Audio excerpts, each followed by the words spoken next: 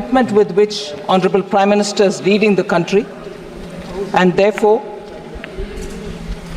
building stability and coming up with people-centric policies, we shall all work together to build a Vikasit Bharat by the year 2047.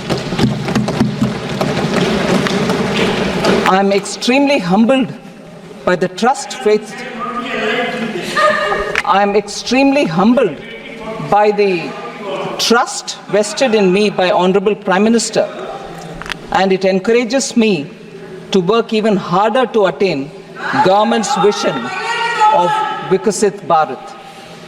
I would like to thank all the members for having participated in this robust debate, and I'm trying here to address almost all the issues raised by the honorable members, and I shall go by issue, which would cover many members under each issue, but I'll try to name as many of them as possible. So just before I do the part where I'm responding to the honorable members, I would like to highlight some of the budgetary points, features, which is very important for us to understand where this budget fits in itself in the long path towards Vikasit Bharat. Sir, this budget actually draws upon what was mentioned in the vote on account. So essentially infuses into itself everything, almost everything said in the vote on account. And after that, of course, brings a newer addition towards making this year the first step towards the next 5 years leading towards Vikasit Bharat. So the continuity from the vote on account is something that I'd like to underline. The principle of governance has from 2014 been Sabka Saath, Sabka Vikas, Sabka Vishwas and Sabka Prayas, and following that, we shall come forward and work together to make sure we overcome all the difficulties. The budget actually seeks to consolidate all the earlier accomplishments. It also outlines measures in order that we overcome the challenges, and two core elements have been highlighted. One is the social inclusivity, that is reaching out to all strata of the people in the society, and geographical inclusivity through equitable development for all the regions in our country. So we are taking a whole of nation approach and now seeking to make sure that we fulfill the aspirations of our people. So briefly, if I were to summarize on points which are meeting this objective that we have set before ourselves, is the expenditure of the government has actually grown exponentially. It is today 48.21 lakh crores. It is projected to grow by about 7.3% over 23-24 and 8.5% over pre-actuals of 23-24. We call it pre-actuals, although with the final figures are almost there because it has to be certified and audited. We give the nomenclature pre-actuals, but they are close, actually close to the real REs. Within the total expenditure, sir, one feature which has marked India's growth story post the COVID, it is the capital expenditure which the public money with which we are building assets, meaning government's own expenditure to build assets, to build capital expenses, are the ones, capital expenditure is the one which has actually enabled us to come out of COVID, whilst many other countries in the world are doing very many different things. But yet this one tested formula of depending on the multiplier which comes out of spending on public expenditure, spending on capital expenditure through public money, has actually yielded us such results that post-COVID, consistently we've maintained high growth rate, and we are the fastest growing in the world as a result of this very clear government's approach. And in that total expenditure of 48.21 lakh, 11.11 lakh go for capital expenditure.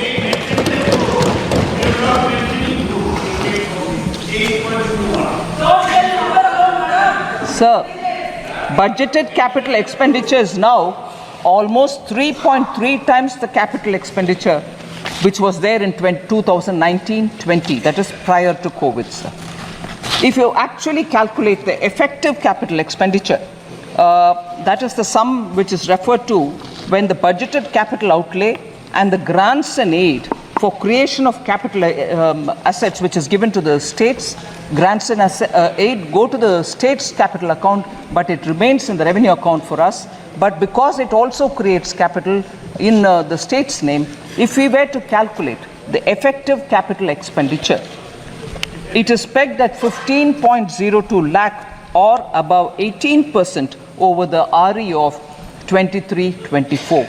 So that is the impetus we are giving for growth to be sustainable and for us to retain the growth rate that we have been very clearly attributing for the hard work of the people of this country. I'm not getting into the details of the revenue expenditure because that is already in the budget documents. But more importantly, I get into talking about the allocations because I think a lot of members have said probably the allocations in the social sector has come down. I want to, by giving the data, I want to showcase to the ministers, to the honorable members, that the expenditure on the contrary has gone up in each one of them, and I'll show by how many. So agriculture and allied sector in 2013 and 14 had just 30 lakh crores, meaning 0.30 lakh crores, whereas now it is 1.52 lakh crores. It is even 8,000 crores more than the last year, which is 23-24. So even over last year, we have made an increase and not brought a reduction in them. So education and employment and skilling is the next one, sir, in which 0.85 lakh crore is what was allotted for education, employment and skilling in 2013-14, whereas today it is 1.48 lakh crores, which is 23% more allocation even over the last year, 28,000 crores more than last year, which is 23% more allocation compared to even last year. In 10 years, 0.85 lakh crore to 1.48 lakh crores. Women and girls, 0.96 lakh crore in 13-14, it is 3.27 lakh crores, 41% more allocation or 96,000 crores more than the last year. Rural development, including infrastructure, sir, 0.87 lakh crore, and this year, that is 2013 and 14, whereas this year it is 2.66 lakh crores, which is 11.7% more allocation over the last year, 28,000 crores more than the last year. Urban development was only 0.12 lakh crores in 2013-14, whereas it is close to a lakh crore now, 7,000 crores more than last year. Health and social welfare, sir, 0.72 lakh crores in 2013-14, it is now 1.46 lakh crores, 3,000 crores more than the last year itself. So nowhere has the budget given lesser allocation than the previous year. So I would want to appeal to honorable members to please have a look at the document in full and see that no allocation has been reduced. Sir, just briefly, what the budget 2024-25 tries to bring in is a balance among several objectives, because growth is important, and through better growth, higher growth, we believe that inequality can be addressed. So growth, employment, welfare spending, capital investments and fiscal consolidation, these are the factors which we've tried balancing in the budget. So an indicator which is very important for us, if I'm insisting on doing public spending on capital expenditure, the quality of public spending is the revenue deficit to fiscal deficit ratio normally. From about 80% in 2020-2021 COVID year, on account of COVID pandemic, the revenue deficit to fiscal deficit ratio, sir, was expected to fall to 36% fall to was very high, whereas it has now fallen to, it is expected to fall to 36% in 24-25, and therefore reflecting the fact that expenditure is going towards quality asset creation. No one can refute this data, sir. These are all available in public domain. And the other thing which is an important indicator is, I had promised in this House, sir, 21-22, that the government would endeavor to attain fiscal deficit to GDP level below 4.5% by the year 25-26, from an unprecedented high of 9.2% in 2020-2021. We have kept completely to the trajectory projected. We have not deviated from it. We are complying by that fiscal deficit trajectory given by me. Even today, you see that we've gotten close to the 4.6. Actually, this year, we have clearly given 4.9 as the fiscal deficit. So we are keeping our word on that. India's exceptional post-pandemic economic recovery to become the fastest growing economy over the last 3 years is truly magnificent, and I thank every citizen, the middle class, the entrepreneurs, the farmers, marginal workers, traders, everyone who I've mentioned, I've not mentioned, deserve big gratitude, a word of thanks from all of us, sir, because of their toil and hard work and belief that they have to bring up the situation for their families to be better, has resulted in India becoming the fastest growing economy. And how many nations, may I ask this year, how many nations have achieved this balance through the budget since post-COVID to retain that growth, ensure that this balance happens and continues that sustainable growth momentum? So at least these sort of things which have to be remembered for the sake of thanking our people, I would like to highlight these as the last few years' achievement of this government and entirely thanking the people of India. And this couldn't have been possible unless there is a hardworking, visionary leadership which takes us forward so that the country can really come out of the COVID distress. And I thank Honorable Prime Minister for his leadership on this. Sir, I had also presented the Jammu Kashmir budget for 24-25.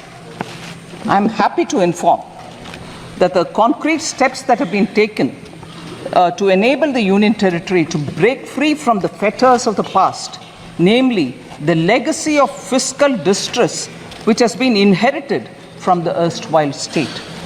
We have provided substantial financial support, and I'll give the number, 17,000 crores in the union budget of the UT of J&K this year. It includes 12,000 crore towards financing the cost of Jammu Kashmir Police. That's a burden we want to take on our shoulders so that J&K has more flexibility to spend money for developmental activities. And the additional central assistance of 5,000 crore has been provided. With this support, I expect the GSDP ratio, fiscal deficit to GSDP ratio of the Union Territory would be somewhere, and I'm estimating it, somewhere in the range of 3% for the year 24-25. The public finances of the Union Territory are now back on the rails, and they are now able to focus on developmental activities much more than ever before. And the fiscal prudence is the biggest spirit with which the welfare activities are being taken up without any compromise on Sabka Saath, Sabka Vikas. So, because Jammu and Kashmir budget was particularly of interest to some of the members, I would like to respond to the members as well, much before I go to responding to members on the general budget. Sir, some members of J&K have raised questions about unemployment rate in J&K. Mia Altaf MP and also Honorable Member Aga Syed Ruhullah Mehdi, they have raised issues about unemployment, and I would want to put it on the record of this House. Unemployment rate, that is for the age group of 15 to 59 years, has actually come down for J&K from 6.4% in 2020-2021 to 5.7 in 21-22 to 4.4% in 22-23, sir. So there is a reduction in the unemployment rate in J&K.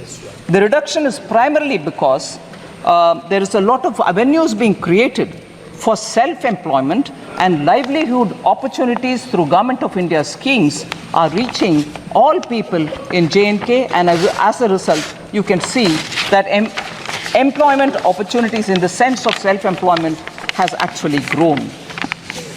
So again, Honorable Member Mia Altaf had raised this issue about the works that were undertaken by the Union Territory government for the welfare of tribals. I'll certainly like to say, sir, there are about 9 important things which need to be highlighted. The Union Territory government has undertaken several initiatives for tribal welfare in the areas of healthcare, education, culture, infrastructure development, and livelihood. After 2 decades, actually, forest rights were granted to tribal communities.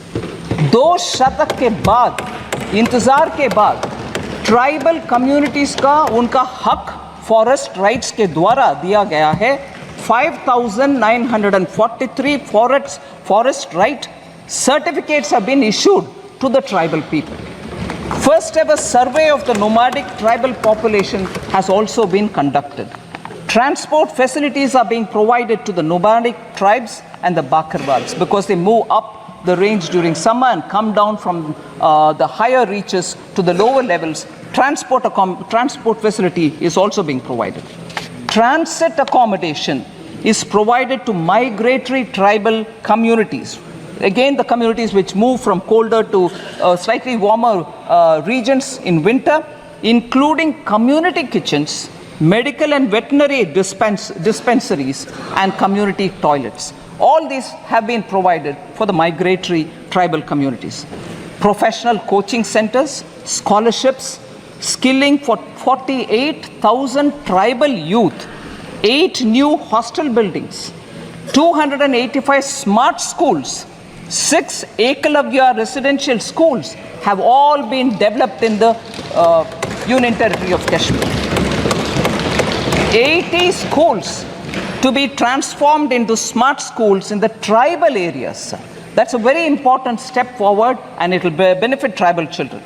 186 tribal villages are being developed under the PM Adi Adarsh Yojana, so helping tribal communities. Tribal Research Institute is being developed in Srinagar, and these are some of the very specific measures being taken by the government, and I hope the Honorable MP has got substantial information on the question that he asked. Sir, now I come to the general budget, in which I go by issues in which many members of parliament have spoken, so I've clubbed together members. The first issue I take up is members from the opening speaker, Kumari Shelja, Professor Saugata Roy, Hebe Eden, Dr. T. Sumati, Charanjit Singh Channiji, and many others have all spoken about how there is a threat to cooperative federalism. Only few states have been given the benefits in the budget. Sir, I'm very sure, I would like to humbly state this, I'm sure all the members know that in a budget speech, if a state is not named, it doesn't mean that no money goes to them. And therefore, that was a misleading campaign, which, being in the opposition, unfortunately, a lot of members did speak about. It pains me to know that they could say that if you're not mentioned in the budget speech, your state gets nothing at all. Sir, I would like to I'd like to tell you, Honorable Speaker, sir, from 2004-5, sir, 2004 to 5 onwards. First of all, I'll say बाकी राज्यों को क्या है वगैरह, but I'll first say some things. Sir, कोई भी माननीय सदस्य बैठे बैठे कोई भी टिप्पणी करे तो आपको उसका जवाब नहीं देना। ठीक है सर। बिना permission sir. To know, it pains me to know that they could say that if you're not mentioned in the budget speech, your state gets nothing at all. Sir, I would like to I'd like to tell you, Honorable Speaker, sir, from 2004-5, sir, 2004 to 5 onwards. First of all, I'll say बाकी राज्यों को क्या है वगैरह, but I'll first say some things. Sir, कोई भी माननीय सदस्य बैठे बैठे कोई भी टिप्पणी करे तो आपको उसका जवाब नहीं देना। ठीक है सर। बिना permission sir.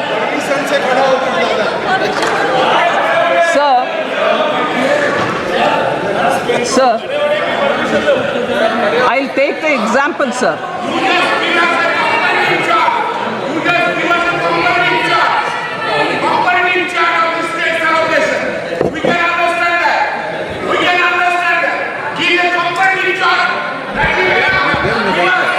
Sir, I'd like to compare.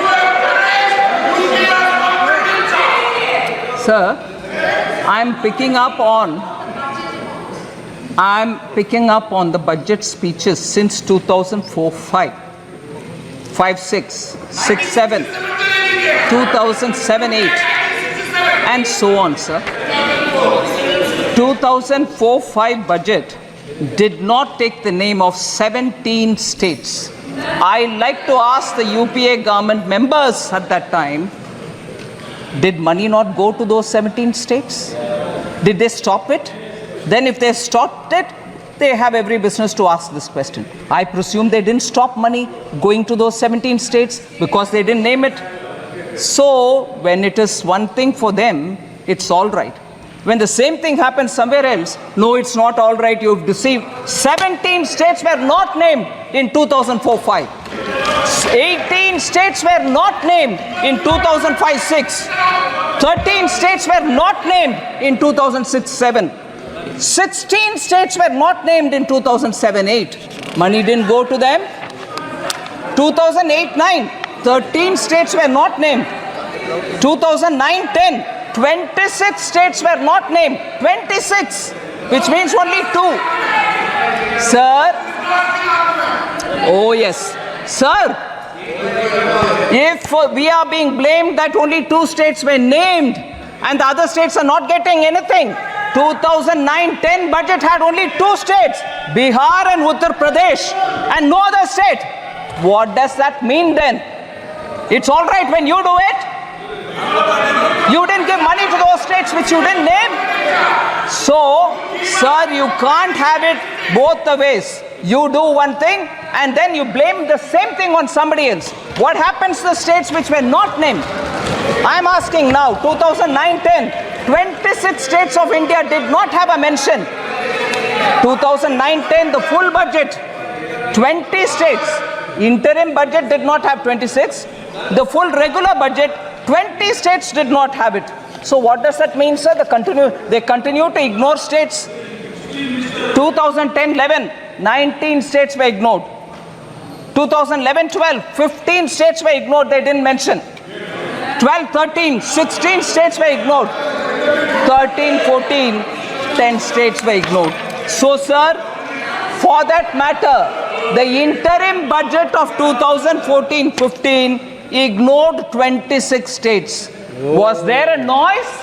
Did people say you ignored those states, you didn't give money?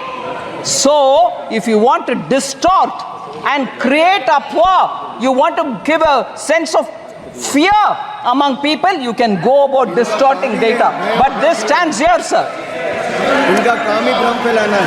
Sir, in the last few years, now each state, we had ministers go and explain how much has been given to each of the states. All right, sir? Record तो है, record है दादा। इसीलिए record होता है वकीलों के पास। Sir, I just want to say this, sir. Just random examples of how much has gone to different states.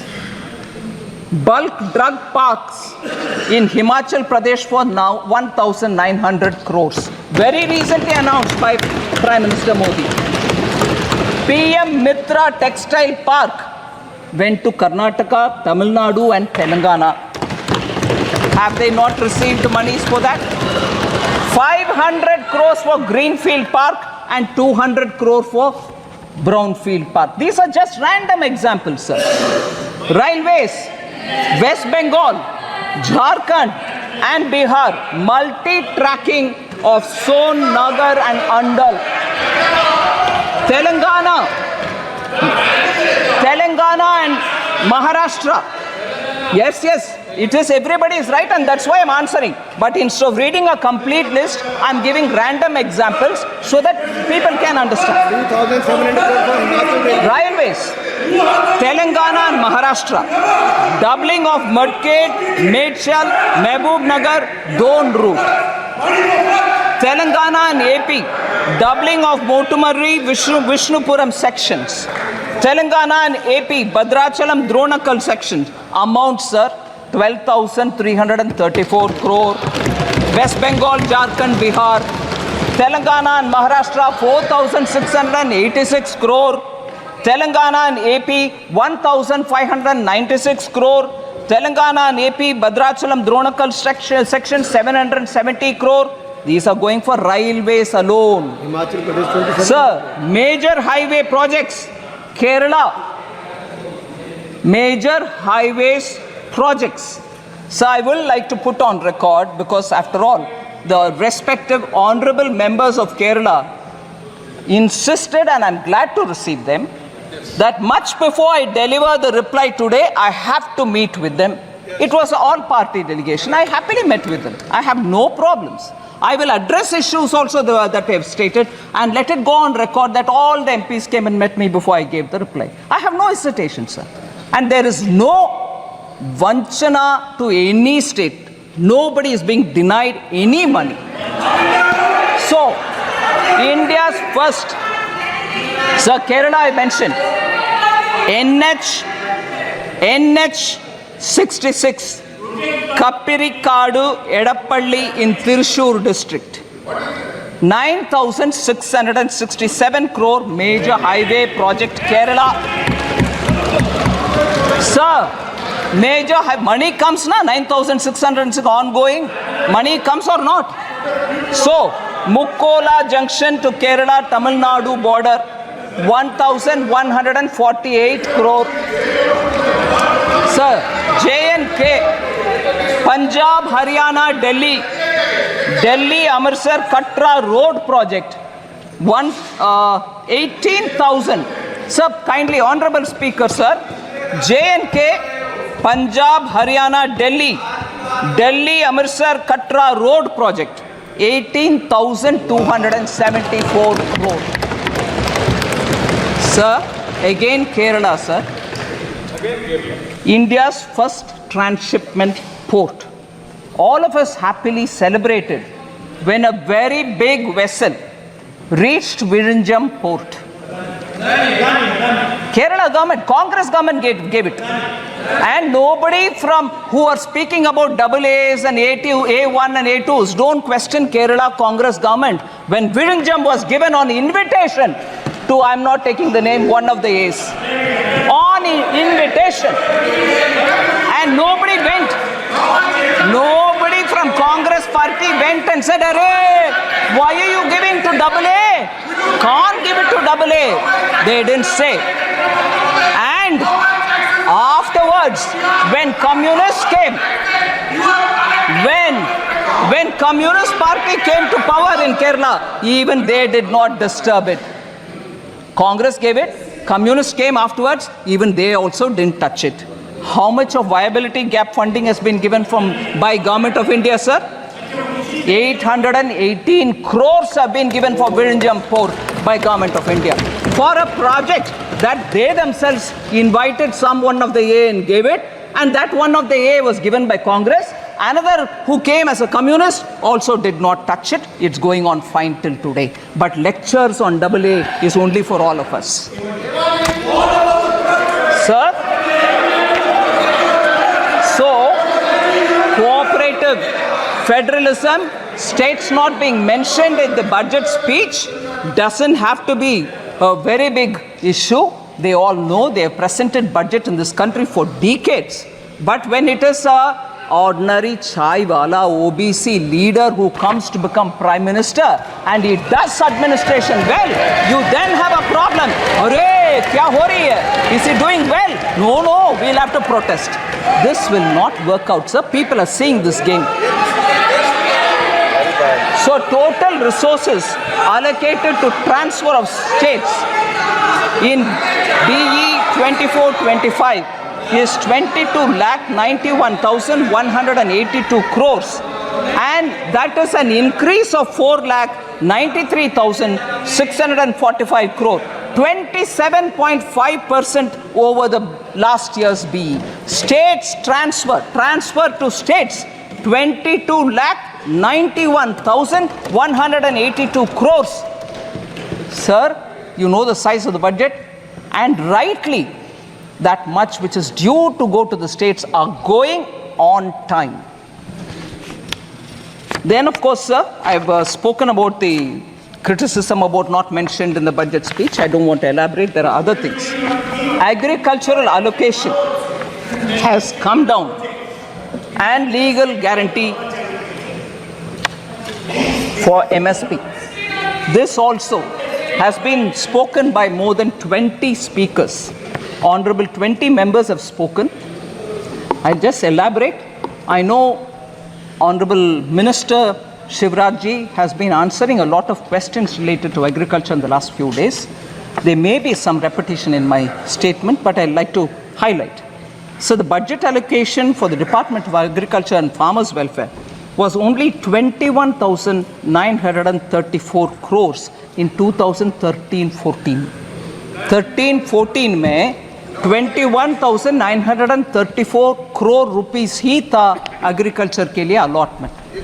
मगर अभी 24-25 में वो बढ़ करके 1,23 लाख को 1.23 लाख करोड़ हो गया है. 5 गुना increase है sir. Sir, more than 3.2 lakh crores have been disbursed to over 11 crore farmers under the PM Kisan since its launch. 3.24 lakh crores has been disbursed for 11 crore farmers.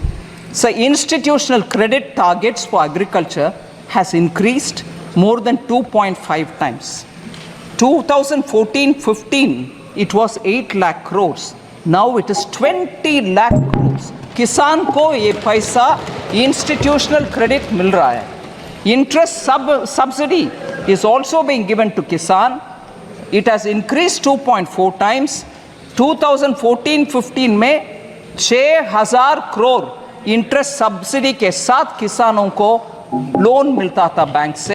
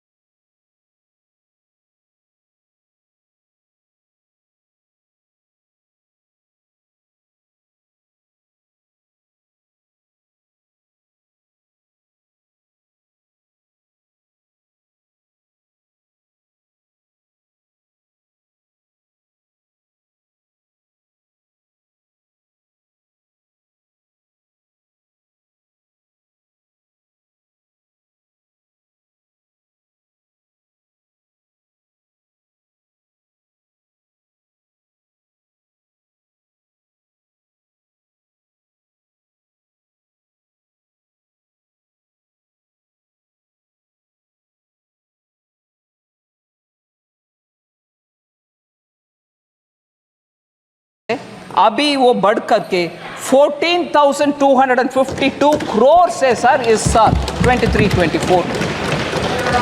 Number of accounts of small and marginal farmers availing agricultural loans has grown from 57% to 76%. 14 में 57% loan agriculture farmers लेते थे, अभी 76% loan ले रहे हैं subsidy के साथ. इसीलिए ये नंबर और बढ़ेगी क्योंकि हमारे प्रयत्न किसान के साथ अच्छा चल रही है sir. Sir, also a committee has been constituted some time ago to look at how the CACP cost, Agricultural Commission for Agricultural Cost and Prices can work better so that किसान के लिए जो भी सुविधा मिलना चाहिए उसको बेहतरी तरीके से मिलाने के लिए कैसे काम करना उसके ऊपर ये कमेटी काम कर रही है. Sir, I want to highlight, if anything, I think many of our speakers have already said this, but I'd like to highlight this point, sir.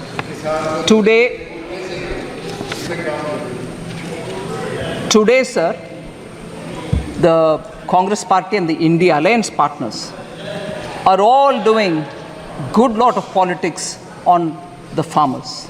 I'm saying it with consideration, sir. I'm not speaking loosely. The National Commission on Farmers, MS Swaminathan, had recommended in 2006 minimum support price should be at 50% more than the weighted average cost of production. This was not accepted by the UPA government.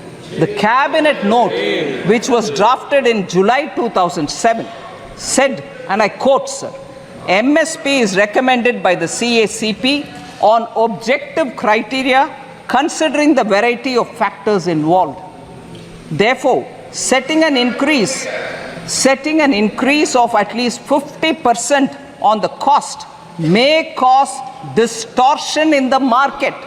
In some cases, there may be a mechanical linkage between MSP and cost of production per producer.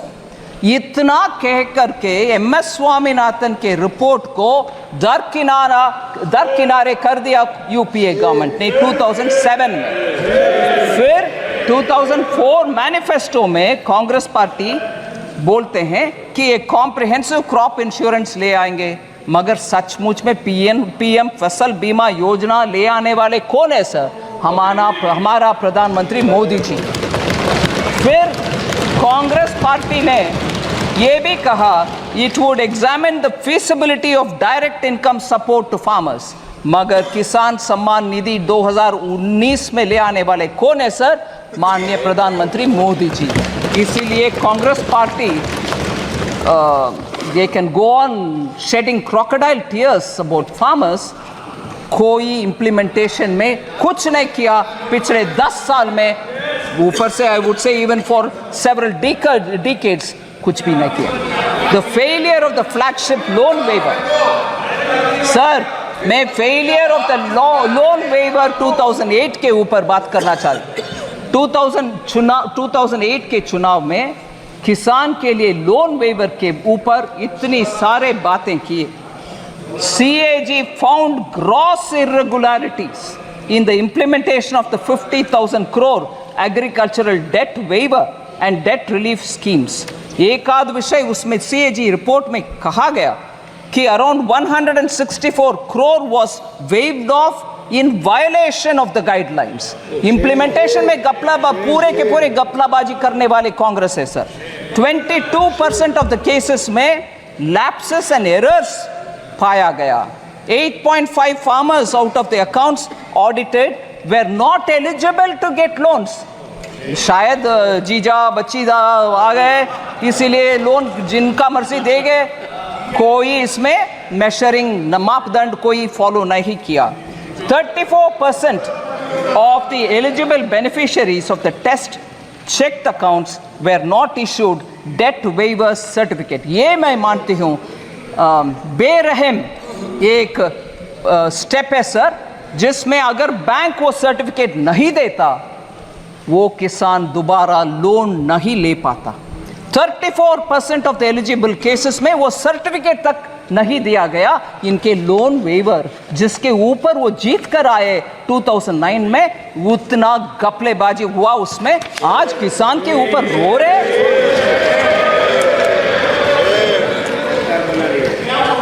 Sir, unemployment के ऊपर 15 honourable members ने बात किया। Sir, इसमें कुमारी सैलजा की, अभिषेक बैनर्जी, सौगता रॉय जी, heebie Eden, Rajiv राय, दुराई Vaiko, Pappu Yadav ji, Dimple Yadav ji, N K Premachandran जी और के सुब्रायन जी, ऐसे बहुत सारे, डॉक्टर सुमति, अनएम्प्लॉयमेंट के ऊपर बात की। मैं उनका एक आध विषय स्पष्ट करना चाहती हूँ sir.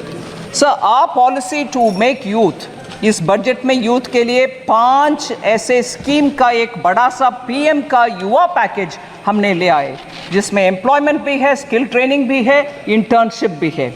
Our policy is therefore to make youth सक्षम, स्वतंत्र और समर्थ।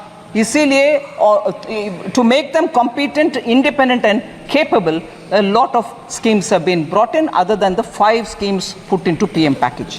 48 crore mudra loans worth 29 lakh crores have been dispersed since 2014.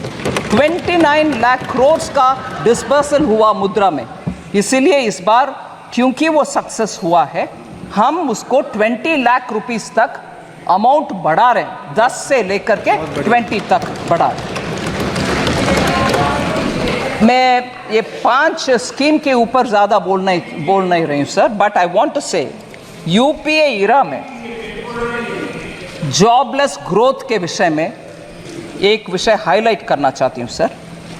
RBI के क्लेम्स डेटा जो पीरियोडिकली हमें इकोनॉमी के ऊपर पिक्चर देता है, वो एम्प्लॉयमेंट यूपीए के इरा में, मतलब 2012 to 13 में और 13 to 14 में टोटल एम्प्लॉयमेंट एक्चुअली डिक्लाइन हुआ है, ये वो जिक्र करता है आरबीआई की report.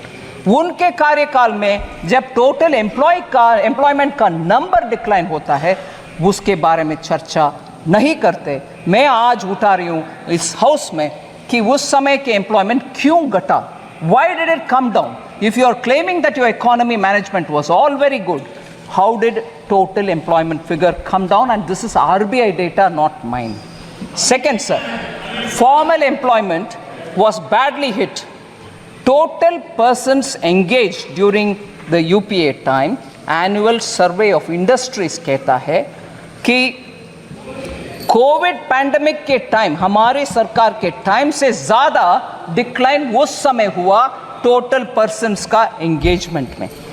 This is a data about 2012-13 employment, total persons engage decline हुआ उस समय। Sir, we want to highlight the fact that annual periodic labor force survey reports show that the labor market indicators for persons in the age group of 15 years and above has steadily improved under Prime Minister Modi 2017-18 to 2022-23. Our employment figures have improved. I'm giving you at least 4 indicators for that. Labor force participation has increased from 49.8 in 2017-18 to 57.9% in 22-23. Labor force participation number. इसमें women labor force participation has risen to 37% in 22-23 from 23% which was in 2017-18. Women का participation भी increase हुआ. Youth the unemployment rate has declined from 6% in 2017-18 to a low of 3.2% in 22-23. Youth unemployment for the age group 15 to 29 has declined sharply from 17.8% in 2017-18 to 10% in 22-23. So, the last point on this employment debate, sir, SBI research report which was released in July 2024 said India created 12.5 crore jobs between 2014 and 23 compared to only 2.9 crore during the UPA 10 साल. 2.9 crore UPA के 10 साल में, मगर अभी 12.5 करोड़ हमारी 10 साल में sir. सो employment के ऊपर बार बार गलत फहमियाँ प्रचार करना ये छोड़ दें, क्योंकि डेटा उसके खिलाफ है।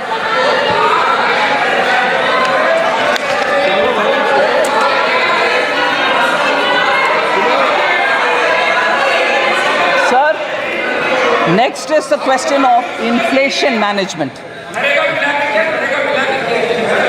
In inflation, periodic labor force does not include Narega, sir. नहीं नहीं Does not include. I'm sorry, no comfort on that. Sir,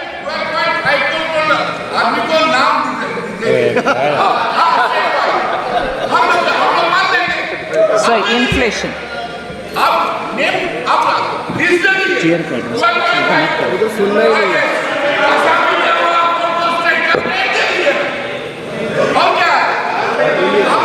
Sir, inflation, sir. Inflation as a subject. 7 honorable members spoke about it. I'm not taking their names. Sir, we saw double-digit high inflation period during the UPA era, and that is because of their reckless policies.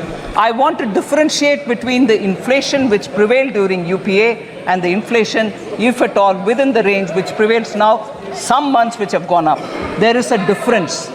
Domestic inflation used to be higher than the global average during UPA's time. Global financial crisis 2008, sir. If you are talking about COVID, which is much, much more complex than the global financial crisis, global financial crisis 2008, UPA government took stimulus measures to boost the economy. But I'm sorry to say, I'll come to this particular matter because it has a relevance to one of the honorable members. Harvard and Oxford educated leaders,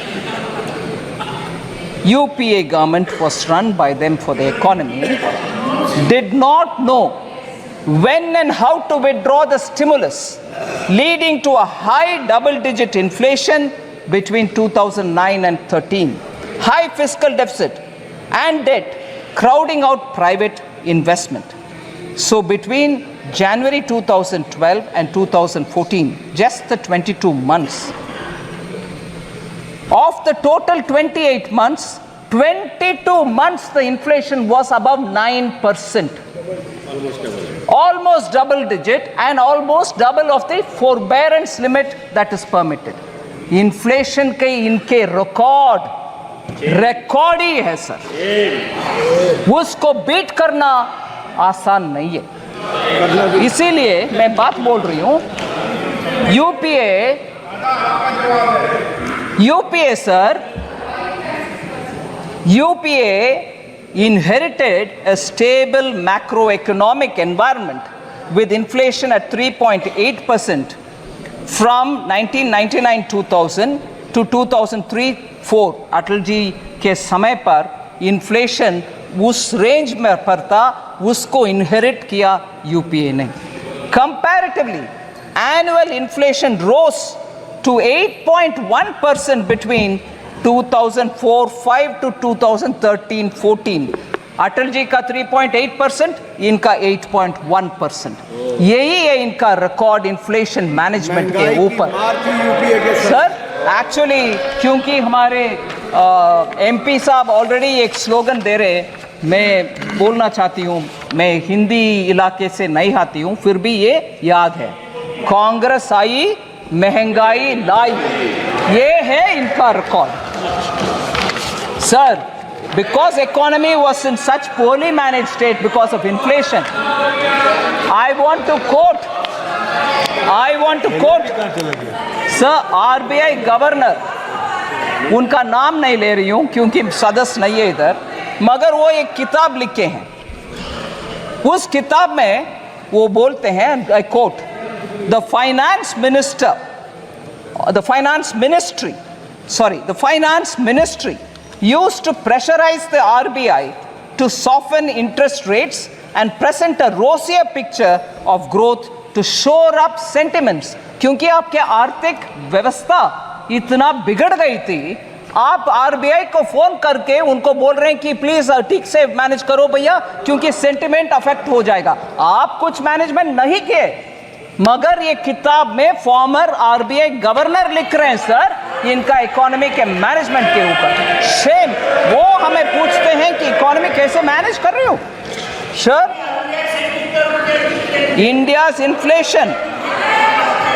India's inflation between 2020-2023 is much lower than the global average. Prime Minister Modi, in spite of COVID, planned the economy in such a way that our inflation did not affect so badly. I want to just give you the list of the records, sir. NDA के समय 99 to 2004 तक 3.8, UPA 1 में 6%, UPA 2 में 10.2%, so UPA 1 and 2 put together 8.1%. अभी हम आ रहे हैं NDA 1 में 14-15 से लेकर इन्फ्लेशन 5 years में 4.5%, NDA 2 में 5.7%, NDA 1 and 2 put together 5.1%. कहाँ है 8.1%? हमारे 5.1% कहाँ है? मैं ये भी दुख के साथ कहना चाह रही हूँ, जब प्रधानमंत्री जी पेट्रोल और डीजल प्राइस को 2 बार कम किए, बीजेपी स्टेट्स ने कम किया, इन्फ्लेशन घटवाए, मगर यूपीए के स्टेट्स कोई कुछ नहीं किया। उसके वजह से उनके स्टेट में इन्फ्लेशन हाई रहा। देश के लिए नुकसानदायक पॉलिसी है यूपीए का। ठीक है, हम कैसे मैनेज किए inflation? Group of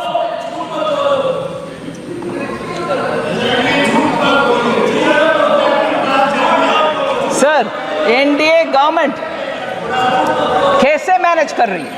group of ministers के द्वारा इन्फ्लेशन को मॉनिटर करते हुए सप्लाई साइड का हर स्टेप हर बार उठाते हैं। मैं उदाहरण देती हूं सर, भारत ब्रांड आटा, राइस और पल्सेस का विषय हमने खरीद करके सब्सिडी के साथ जनता को पहुंचा रहे हैं। भारत आटा एट 27.50 रुपीस पर केजी, और लोग खरीद रहे हैं कि नहीं खरीद रहे हैं? बिल्कुल खरीद रहे हैं। 14.87 lakh tonnes have been sold for common public. Bharat rice 27.5 rupees पर केजी में चावल मिलता है और 13.98 लाख टन्स बिक्री हो गए हैं सर, लोग खरीद रहे हैं। भारत चना दाल 60 रुपीस पर केजी के 1 केजी का पैक 11.52 लाख टन सोल्ड हो गए। भारत मूंग दाल, बोथ मूंग दाल और साबुत मूंग दाल 2984.37 टन्स का सेल हो गया है। आम नागरिक तक हमारे भारत ब्रांड आटा पहुंच रही है, इसीलिए इन्फ्लेशन को वो फेस कर पा रहे हैं। सर, मैं अगले एक विषय, मुख्य विषय में आ रही हूँ। एससी एसटी को इग्नोर कर रहे हैं सरकार, विमेन एंड पुअर को इग्नोर कर रहे हैं। इसमें 4 लोग बात किए, चरणजीत शनी, श्रीमती डिम्पल यादव, के Radhakrishnan and Tol Tirumavalavan, all members, honorable members of parliament who have raised this issue. I want to say SC or ST or women के allocation has gone up substantial. Number there you sir, 23-24 में 1,59,148 crores था SC का। इस साल 1,65,493 crores, 6,345 crores और बढ़ाए। ST 1,19,706 crores, 1,24,909 crores, now 5,113 crores अधिक we have increased it. Women 2,38,220 crore पिछले साल, इस साल 3,27,158 crore, 88,938 crores ज़्यादा दिए हैं इस साल में। सर, इस विषय में थोड़ा ऑनरेबल स्पीकर, ध्यान से आपके सामने विषय रख रही हूं।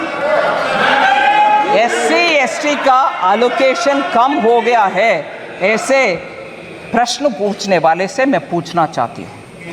कर्नाटका की कांग्रेस गवर्नमेंट ने SC/ST फंड से बजट में 9,980 दिए हुए बजट से 4,301 करोड़ ट्राइबल सब प्लान से निकाला गया, उसका पता नहीं चल रहा कहां गए।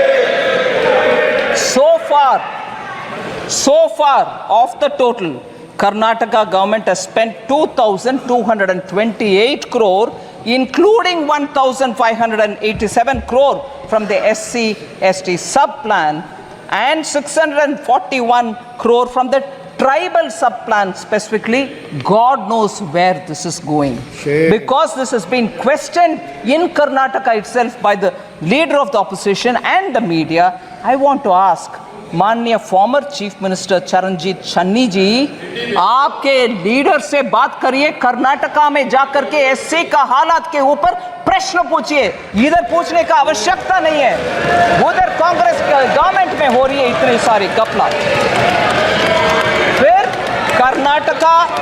कर्नाटका से एक और विषय सर, जरूर मैं मानती हूं कांग्रेस में SC के विषय में बात करने वाले हर नेता कर्नाटका आज ही जाए, पूछ ले कि क्या हो रही है। SC के पैसा को निकाल करके प्राइवेट अकाउंट में डाला जा रहा है, किसी को मालूम नहीं हो रही है। SC के ऊपर इधर लेक्चर हो रही है। वाल्मीकि विषय, Karnataka Maharshi Valmiki scheduled tribes development corporation, इसमें सर विषय देख लीजिए, कितना इंटरेस्टिंग बात। Normally government stands up to say no गपला, क्या आरोप लगा रही हो, सॉरी, ऐसे बात करने के लिए सरकार के पक्ष में से खड़े होते हैं। मगर उधर नाम नहीं ले रहा हूं, मुख्यमंत्री जी खड़े होकर के बोल रहे हैं, अरे भैया वो 187 करोड़ नहीं है, सिर्फ 89 करोड़ से जो गपला है, मगर not 187 crore but only 89 crore. ये देख लीजिए क्या कॉन्फिडेंस, यही कांग्रेस है। गपला करो फिर आर्ग्यू करो, बोलो कि 189 नहीं है भैया, जस्ट 89 है, छोड़ दो। जी SC का पैसा सर, ST का पैसा सर, दोनों उधर गपले हो रही है, मगर इधर SC के ऊपर लेक्चर हमें दे रहे। SC के ऊपर चीफ मिनिस्टर पंजाब के प्रश्न पूछ रहे।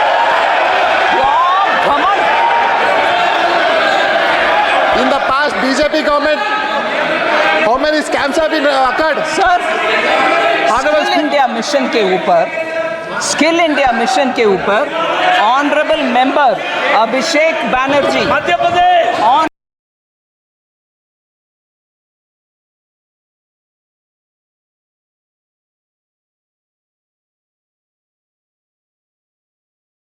ऑनरेबल मेंबर OIC जी और वरुण चौधरी जी ने प्रश्न पूछा।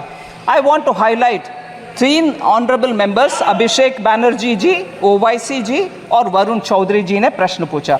इन द लास्ट डिकेड, क्योंकि डिजिटल पब्लिक इंफ्रास्ट्रक्चर इतना नेसेसरी हो गया है, स्किल्ड इंडिया डिजिटल हब में कैसे क्या है विषय, उनका कंसर्न है स्किल इंडिया मिशन में सक्सेस नहीं हुआ। मैं उनको जेंटली बोल सकती हूँ, इन the last decade the employment of Indian youth has increased sharply, rising from 34% in 2014 to 51% in 24. ये सब क्योंकि उनका स्किलिंग हुआ, उनके अपग्रेडिंग ऑफ स्किलिंग हुआ, उसके वजह से वो आगे आना संभव बन रहे हैं। और इस बार बजट के द्वारा 5 स्कीम्स का package PM skill for youth और एम्प्लॉयमेंट फॉर यूथ के पैकेज के द्वारा इसको और आगे बढ़ाएंगे। यूथ के लिए हम काम करेंगे। और हमारे position sir world skills competition में 19th पोजीशन में थे हम 2017 में स्किलिंग में। आज 11वीं पोजीशन में 11th रैंक में आ गए हैं by 2020. Sir, three members have spoken on poverty and global hunger index. Poverty and global hunger index, Kumari Shelja ji, Durai Vaiko ji और Gurmeet Singh ji. Sir, I want to first of all, with all humility and modesty say, flawed indicators such as the global hunger index for India's sake may not work out. I'm not saying because you have raised a point, but I'll tell you why. इन सब के विश्वसनीयता, I'll try to say it in Hindi, sir. मैं इस global hunger index की विश्वसनीयता पे कुछ बात रखना चाहती हूँ. हाँ, मैं प्रश्न रखना चाहती हूँ. हाँ, मैं जो विषय मैं क्वेश्चन के द्वारा जवाब दे रही हूँ. Conflict ridden countries sir, Pakistan जैसे कंट्रीज को, सूडान जैसे कंट्रीज को भारत से आगे रैंकिंग कैसे मिल रहा है सर? अफ्रीकन नेशंस में आज भी उनका पर कैपिटा इनकम भी कम है. फिर पाकिस्तान में आज तक आटा के क्यों, मैं I am not saying it in a sense of you look at them they are suffering, no, I don't want them to suffer, but it is a reality. Today they are not able to obtain even basic food. Here 80 crore लोग के लिए भारत देश में मुफ्त में हम अनाज दे रहे हैं, फिर भी हंगर इंडेक्स में हाई है. ये कैसे ये विश्वसनीयता स्थापित करेंगे? Sir, household savings will do. Household savings at 50-year low, while household debt has been increased. Shri Honorable MP Abhishek Banerjee ने ये प्रश्न पूछा. Sir, year-wise accumulation. This is very interesting data, sir. I request the honorable members to kindly pay attention to this fact. Net financial savings of the household sector from 8.32 lakh crores in 2013-14 has risen to 14.616 lakh crores in 22-23. Net financial savings of the household sector. This is an increase of 70%. Household savings in the form of physical assets. Bank में fixed deposit में cash रखना एक चीज है, मगर घर खरीदना या घर में विस्तार करने के लिए कमरा बनाना वो अलग विषय है. Today in the form of physical assets, sir, construction of houses or other immovable properties increased from 14 lakh crores in 2013-14 to 35 lakh crores in 22-23. It clearly indicates a shift of savings in the form of physical assets rather than in the form of financial assets. The registered investor base at the National Stock Exchange has tripled from March 2020 to 2024 to 9.2 crores of Indians 31 March 2024 tak. So potentially translating into 20% of India's households now are channeling their household savings into financial markets. ये हम ध्यान में रखना चाहिए sir.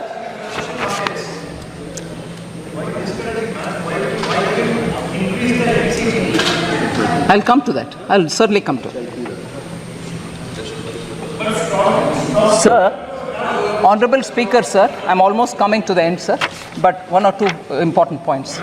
Sir, I thought you wanted the answers. Sir, lack of transparency in budget. Lack of transparency in budget was the issue raised by Honorable Member N.K. Premchandran.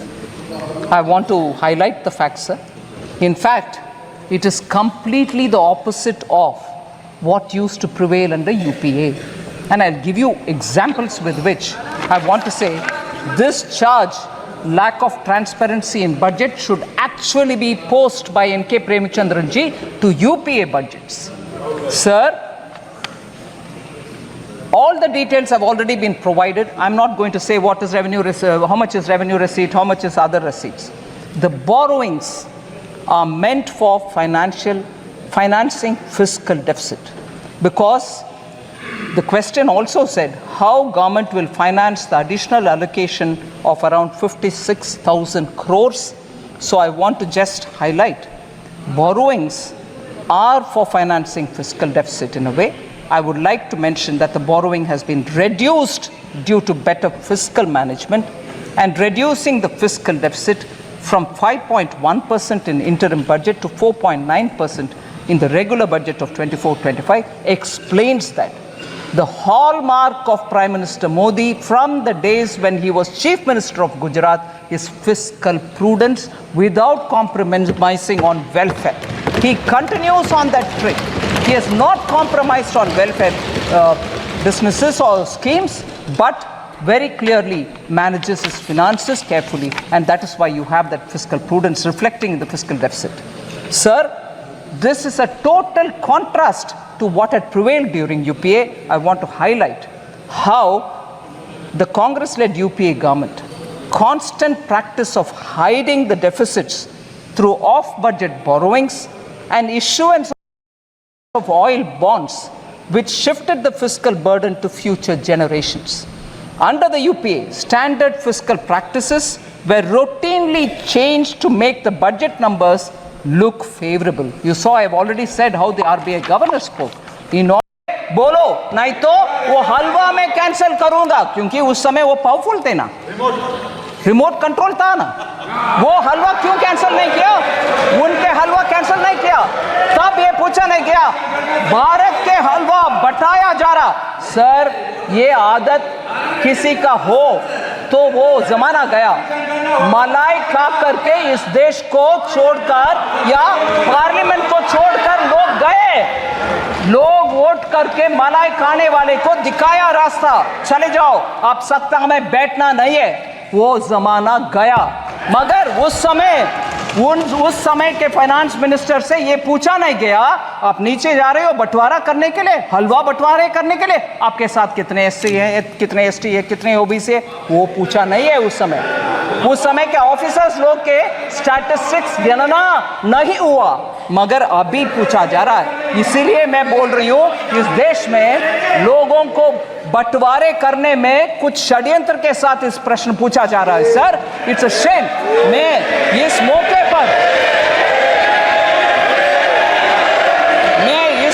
पर मैं respect करना चाहती हूं दो लोगों को। सर, आप परमिट नहीं करते हैं नाम लेने के लिए, वो मेंबर भी नहीं है, मगर प्रिंटिंग हमारा फिनेंस मिनिस्ट्री के इंपॉर्टेंट स्टाफ दो लोग, उनको मैं जिक्र करना चाहती हूं। सर, ये सेक्रेट नहीं, प्लीज आप सुन लीजिए, सेक्रेट हलवा के विषय और इसमें इतना इमोशन जुड़ा हुआ है, ये समझ में आएगा। सर, रिटायर्ड ऑफिसर उनके पिताजी गुजर चुके थे जब वो अंदर पहुंच गए, और बाहर आने का कुछ नहीं है possibility. Shri Kuldeep Sharma ji deputy manager थे प्रेस का, उनके पिताजी का देहांत होने का विषय उनको अंदर होने के बाद मिला। फिर भी सर, वो कमिटमेंट देखिए, वो जब तक फिनांस का बजट डिक्लेयर हुआ तब तक बाहर नहीं आया। मैं उनके सर झुक करके नमन करती हूँ। ऐसे लोग हैं सर, उधर उनका सेंटिमेंट है हलवा बनाना और बंटवारा करना, उनको नीचे दिखाना अच्छा नहीं है, नीचे दिखाना अच्छा नहीं है। दूसरा मैं बोल